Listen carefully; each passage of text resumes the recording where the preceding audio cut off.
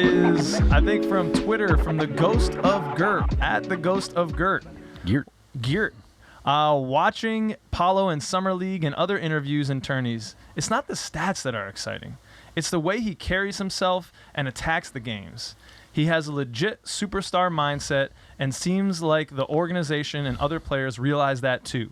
Orlando found their building block. Pich?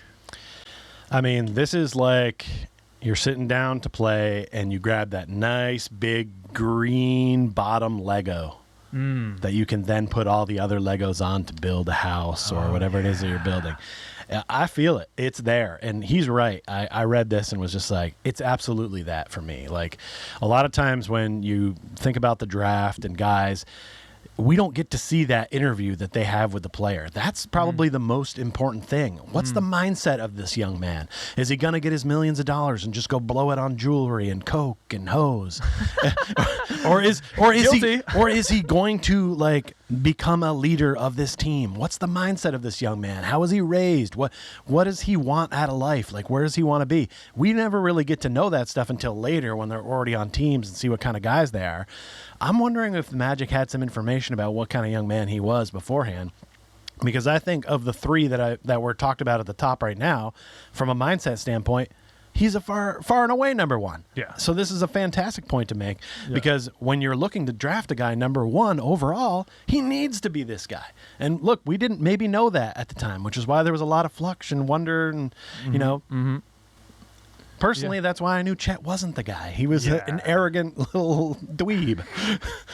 So that, for me, is enough of a difference alone. He's going to be doing the coke and the hose. Whether he's talented or not is fine, but it's this like intangible that is so important. Maybe that's why the Magic were so sold. That it's notorious at this point that he didn't work out for the Magic, and the NBA was all up in arms. How could you draft a guy that you haven't worked out?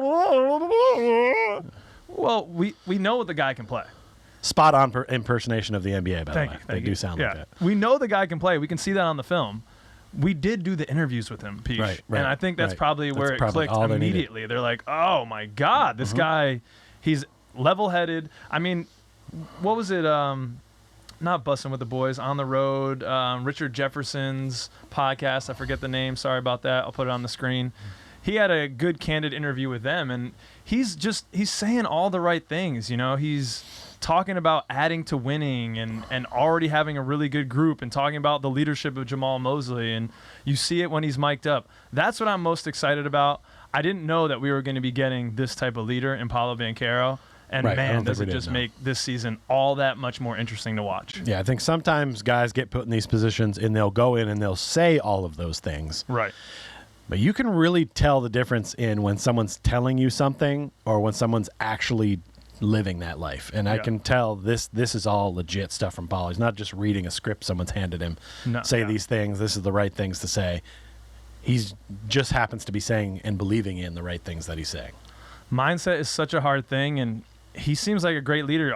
When he called out RJ, when RJ just kind of in that summer league game went into the corner, didn't move the ball, and he was coming up like, RJ, what are you doing? Like, pass the ball. Yeah. You know, that may have rubbed some people as, man, he's really getting on RJ. But no, that's what a leader needs to do. You need to have difficult conversations. Sure. It doesn't mean that you respect or dislike RJ any more or less from before that moment.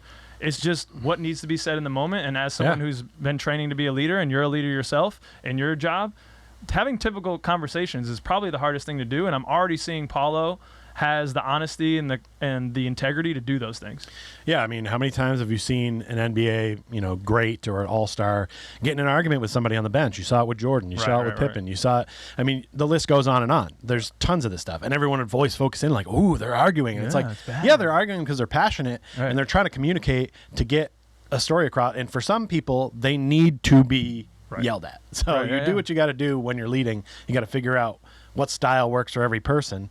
And that's what made some of those guys great. So it's cool that he felt comfortable to do that at such an early stage. Definitely. As long as they're not yelling at KD, because then he might cry and leave the team. We're getting a lot of KD slander in this episode. I don't know what's going on with me.